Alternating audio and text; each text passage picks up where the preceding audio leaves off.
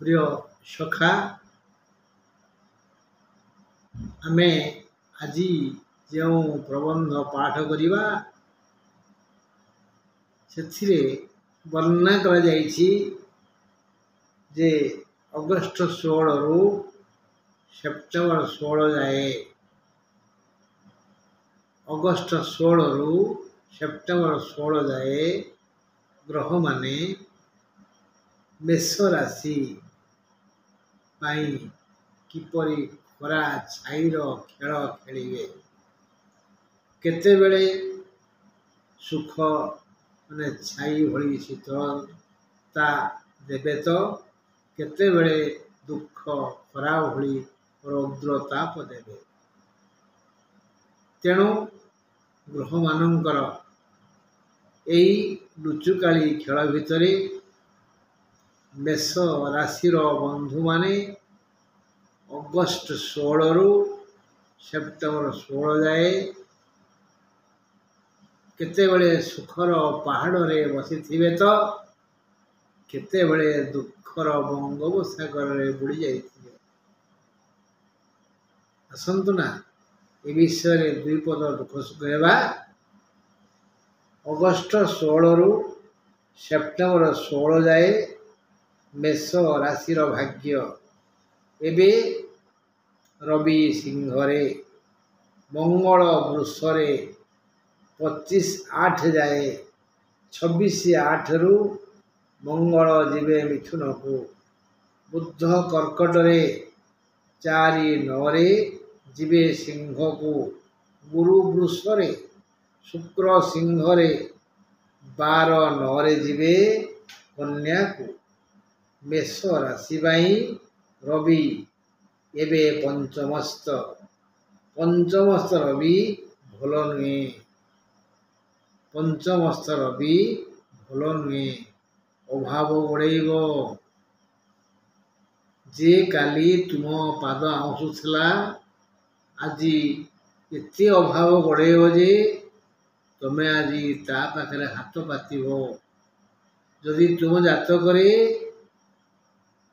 सिंह रे रवि अछंती एबे रवि सिंह गले तेज अचानक चतुर्दिगरु अभाव माड़ी आसो बंधु पंचम रवि भल नुहे माने अभाव गड़ाए नीच लोक पाखरे हाथ पताइबाकू पड़ी थाए जदि जातक रवि सिंह रे अछंती अचानक अभाव चतुर्दिगर माड़ी आसो मंगल द्वितीय रे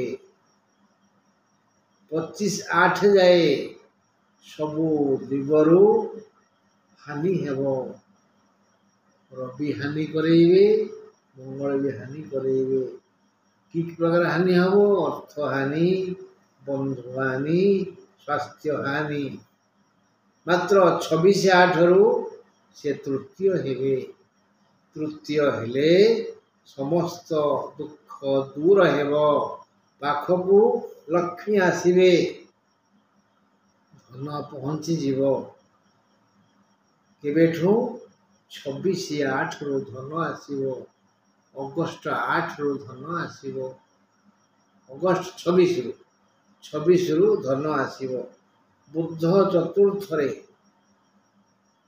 सेप्टेम्बर 3 जाए सबू द्वार खोली जीव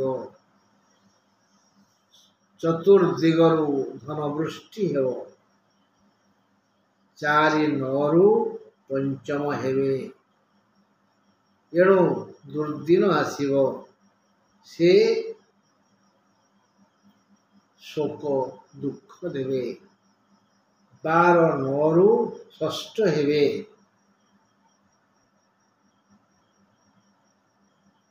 से शोक देवे गुरु द्वितीय अछंती मेष वृष हला द्वितीय गुरु द्वितीय अछंती एणु विभिन्न दिगरु अर्थ लाभ हेब द्वितीयस्थ बृहस्पति प्रबल अर्थ देइथांती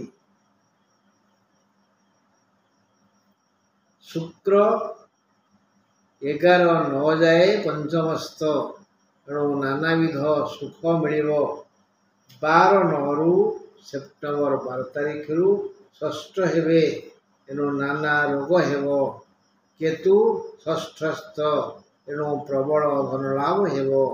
ଶନି ଏକାଦଶସ୍ଥ, କୁମ୍ଭରେ ସମସ୍ତ ପ୍ରକାର ଲାଭ ଦାୟୀ ହେବେ, ପ୍ରବଳ ଅର୍ଥ ଦେବେ। ଏକାଦଶସ୍ଥ ଶନି। କିନ୍ତୁ କୁମ୍ଭ ରାଶି ଓ ଶନି ଗ୍ରହ ମେଷ ରାଶି ପାଇଁ ଭଲ ନୁହନ୍ତି, ଘାତକ, ବାଧକ। ଯେଉଁ ବଡ଼ ଆଶା କରିଛନ୍ତି, ଏବେ ତ ଅନୁଭବ କରୁଥିବେ ମେଷ ରାଶିର ଲୋକମାନେ, ଏକାଦଶସ୍ଥ ଶନି ତାଙ୍କୁ ପ୍ରଚୁର ଲାଭ ଦେବ ବୋଲି। ନା, ପାଉନଥିବେ। କେମିତି ପାଇବେ କହୁନାହାନ୍ତି? କୁମ୍ଭ ଘର ଓ ତାର ଅଧିପତି ଶନି ପରା ବାଧକ। ବାଧକ ସ୍ଥାନ, ବାଧକ ଗ୍ରହ ଦୁଃଖ ଓ ଶୋକ ଦେବେ। ତେଣୁ ଏକାଦଶସ୍ଥ ଶନି, କୁମ୍ଭସ୍ଥ ଶନି ମେଷ ରାଶିକୁ ସୁଖ, ଆନନ୍ଦ, ଶାନ୍ତି ଦେଇପାରିବେ ନାହିଁ। ତେଣୁ କୁମ୍ଭ ଘର ଶନି ଗ୍ରହ ଶୁଭପ୍ରଦ ନୁହନ୍ତି। ରାହୁ ଦ୍ୱାଦଶସ୍ଥ, ରାହୁ ଅଛନ୍ତି ମୀନରେ, ଦ୍ୱାଦଶସ୍ଥ, ଦ୍ୱାଦଶ ରାହୁ ବି ଭଲ ଫଳ ଦିଅନ୍ତି ନାହିଁ। ମାନସିକ ଓ ଶାରୀରିକ ପୀଡ଼ା ଦେବେ। ରବି ଏ ମାସରେ ଅଭୂତପୂର୍ବ ସମ୍ମାନ ଦେବେ। ରବିଙ୍କ ତରଫରୁ ମେଷ ରାଶିକୁ ଯଥେଷ୍ଟ ସମ୍ମାନ ମିଳିବ। ଅଭୂତପୂର୍ବ ସମ୍ମାନ। ଅଭାବରେ ଥାଇ ବି, ଚିରାଫଟା ପିନ୍ଧୁଥିଲେ ବି ସମ୍ମାନ ମିଳୁଥିବ। କୀର୍ତ୍ତିର୍ଯସ୍ୟ ସଜୀବତି, ଯାହାର କୀର୍ତ୍ତି ଅଛି, ସମ୍ମାନ ଅଛି, ଆଦର ଅଛି, ସେହି ଭାଗ୍ୟବାନ। ଶନି ଧନ ଦେଲେ ବି, ଧନ ତ ଦେବେନି, ଦେଲେ ବି କେମିତି ଦେବେ ବି, ଲାଭ ଦେଲେ ବି ଭ୍ରମଣ ଯୋଗ ସୃଷ୍ଟି କରିବେ। ଦେଖିଲେ ତ, ଶନି କିଛି ଦେବେନି, ମାତ୍ର ବୁଲେଇବେ। ବିଭିନ୍ନ ଆଡ଼କୁ ଯିବାକୁ ପଡ଼ିବ ଏଇ ଧନ ପାଇଁ, ଶାନ୍ତି ପାଇଁ, ସୁଖ ପାଇଁ। ଆକୁ ଜାତକ ଦେଖା, ତାକୁ ଜାତକ ଦେଖା, ଆ ପାଇଁ କ'ଣ, ତା ପାଇଁ କ'ଣ, ଭ୍ରାଟ କରିବେ। ମନେ ରଖିଥିବେ ଭାଇ, ମେଷ ରାଶି ପାଇଁ କୁମ୍ଭ ରାଶି ଓ ଶନି ଗ୍ରହ ଆଦୌ ଶୁଭ ନୁହନ୍ତି। ଗୁରୁ ଅର୍ଥ, ସୁଖ ଓ ସମ୍ମାନ ଦେବେ। ନ ଡରି ଧୈର୍ଯ୍ୟ ଧରି କାମ କଲେ ସମସ୍ତ ସମସ୍ୟା ଦୂର ହେବ। ରାହୁ ଯେଉଁ ଯେଉଁ ପୀଡ଼ା ଦେବେ, ସେ ସମସ୍ତ ପୀଡ଼ା ଲାଘବ ପାଇଁ ଧନ ଦେବେ ଓ ଧନ ହାତକୁ ହାତ ଆସିବ। ହେଲେ ଭାବି ବିଚାରି କୌଣସି ପଦକ୍ଷେପ ନ ନେଲେ ରବିଙ୍କ ଯୋଗୁଁ ଆର୍ଥିକ ପରିସ୍ଥିତି ଜଟିଳ ହୋଇଯିବ। ମଙ୍ଗଳଙ୍କ ଯୋଗୁଁ ସବୁ ଦିଗରୁ ହାନି ହେବ। ଏଣୁ ପାରିବାରିକ ଅଶାନ୍ତି ଦେଖାଦେବ। ଶନିଙ୍କ ପାଇଁ ବ୍ୟବସାୟରେ ଦୂର ଦୂରାନ୍ତରକୁ ବିକ୍ରୟ କରି ଯୋଗ୍ୟ ଦ୍ରବ୍ୟ ସଂଗ୍ରହ କରିବେ। ବୃତ୍ତିଜୀବୀମାନଙ୍କର ସ୍ଥାନାନ୍ତରିତ ହେବ। ବ୍ୟବସାୟରେ କ୍ଷତି ହେବ। ସେପ୍ଟେମ୍ବର 4ରୁ ଦୁଃଖ ବଢ଼ିଯିବ। ବୁଧଙ୍କ ପାଇଁ ମାତ୍ର ସେପ୍ଟେମ୍ବର 11ରୁ ଶୁକ୍ର ମାସ ସାରା ଶାନ୍ତି। ବୃହସ୍ପତି ଓ କେତୁ ଧନ ଦେଇ ସମସ୍ତ ଅଭାବ ପୂରଣ କରିବେ। ମହିଳାମାନଙ୍କ ଦ୍ୱାରା ଗୁଡ଼େ ଭଲ କାର୍ଯ୍ୟ ହେବ। ଏତେ ଭଲ କାର୍ଯ୍ୟ ହେବ ଯେ ଅନ୍ୟମାନେ ତାକୁ ସହିପାରିବେ ନାହିଁ, ଈର୍ଷାଳୁ ହେବେ। ଅଗଷ୍ଟ 15 ଯାଏ ଦେହରେ ନାନାବିଧ ରୋଗ ହେବ, ପରେ କମିଯିବ। ପୁଣି ସେପ୍ଟେମ୍ବର 12ରୁ ଦେହ ଖରାପ ହେବ। ସନ୍ତାନମାନଙ୍କ ପାଇଁ ଗୁଡ଼େ ଖର୍ଚ୍ଚ ହେବ। ଅଭାବ ମାଡ଼ି ଆସିବ। ସ୍ତ୍ରୀ ପାଇଁ ପୁରୁଷର, ପୁରୁଷ ପାଇଁ ସ୍ତ୍ରୀଙ୍କର ସମସ୍ୟା ହେବ। ଯଦି ପୁରୁଷଙ୍କର କୁମ୍ଭ ରାଶି, ତାଙ୍କ ପତ୍ନୀଙ୍କର, ଯଦି ପତ୍ନୀଙ୍କର କୁମ୍ଭ ରାଶି ତେବେ ତାଙ୍କ ପୁରୁଷଙ୍କର ହାନି ହେବ। ସେପ୍ଟେମ୍ବର 11 ଯାଏ ନାନାବିଧ ସୁଖ ମିଳିବ, ତାପରଠାରୁ ଦୁଃଖ ଆସିବ। ଶନି, ଗୁରୁ, କେତୁ ଯାହା ଯେତିକି ଦେଲେ ବି ରାହୁ ବିଭିନ୍ନ ଉପାୟରେ ସେ ସବୁ ନେଇଯିବେ। ଏଣୁ ଆମକୁ ଏ ବିପଦ ସମୟରେ ସଙ୍କଟ ମୋଚନ ହନୁମାନ ରକ୍ଷା କରିବେ। ହନୁମାନ ଚାଲିସା, ସଙ୍କଟ ମୋଚନ ହନୁମାନ ସ୍ତୋତ୍ର ପାଠ କରନ୍ତୁ। ସଙ୍କଟ ମୋଚନ ହନୁମାନ ସ୍ତୋତ୍ର ଓ ହନୁମାନ ଚାଲିସା ପାଠ କରନ୍ତୁ ଦୈନିକ 2 ଥର, ଦୈନିକ 2 ଥର ସଞ୍ଜ ଓ ସକାଳେ। ଯଦି ପାରିବେ ଉଦୟ ସମୟରେ ସୂର୍ଯ୍ୟଙ୍କୁ ପ୍ରଣାମ କରନ୍ତୁ, ସୂର୍ଯ୍ୟ ଦୟା କରିବେ। ରାମ ରକ୍ଷା କବଚ ପାଠ କରନ୍ତୁ। ତେଣୁ ମଙ୍ଗଳ ଗୁରୁବାର ଆମେ ଆଗରୁ ଜାଣିଛେ ମେଷ ରାଶି ପାଇଁ ମଙ୍ଗଳ ଓ ଗୁରୁବାର ଶୁଭ ଦିନ।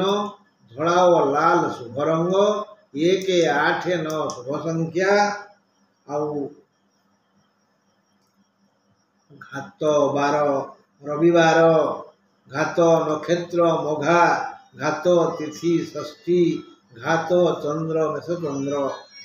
ତେଣୁ ଘାତ ରବି ପଡ଼ୁଛି ଅଗଷ୍ଟ 18 ଓ 25ରେ, ସେପ୍ଟେମ୍ବର 1, 8, 15ରେ। ଘାତ ବାର ରବି ପଡ଼ୁଛି ଅଗଷ୍ଟ 18, 25, ସେପ୍ଟେମ୍ବର 1, 8, 15। ଘାତ ନକ୍ଷତ୍ର ମଘା ପଡ଼ୁଛି ସେପ୍ଟେମ୍ବର 2ରେ। ଘାତ ତିଥି ଷଷ୍ଠୀ ପଡ଼ୁଛି ଅଗଷ୍ଟ 25, ସେପ୍ଟେମ୍ବର 9ରେ। ଘାତ ଚନ୍ଦ୍ର ମେଷ ଚନ୍ଦ୍ର ଅଗଷ୍ଟ 24, 25। ତେଣୁ ସମସ୍ତ ଅଶୁଭ ଦିନ ତାରିଖ ଗୁଡ଼ିକ ହେଲା ଅଗଷ୍ଟ 16, 17, 18, 22, 23, 24, 25, 26, 31, ସେପ୍ଟେମ୍ବର 1, 2, 3, 8, 9, 10, 11, 12, 13, 15। ସାବଧାନ, ସେପ୍ଟେମ୍ବର 11ଟା ଭାରି ଅଶୁଭ, ଚୋରି ହେଇଯାଇପାରେ, ସତର୍କ ରହନ୍ତୁ। ବାହାରକୁ ଗଲାବେଳେ ଘରର ଡାହାଣ ପଟରେ ଯେଉଁ ବୃନ୍ଦାବତୀ ଅଛନ୍ତି ତାଙ୍କ ଉପରେ ଯେଉଁ ତୁଳସୀ ଶୋଭା ପାଉଛନ୍ତି, ସେ ତୁଳସୀ ମୂଳରୁ ମାଟିଟିଏ ଆଣି ମୁଣ୍ଡରେ ମାରନ୍ତୁ ଏବଂ ଯାତ୍ରା କରନ୍ତୁ, ମଙ୍ଗଳ ହେବ। ଆପଣ ସୁଖରେ ରହିଲେ ମୁଁ ଖୁସି ହେବି। ରହିଲି ବନ୍ଧୁ, ନମସ୍କାର।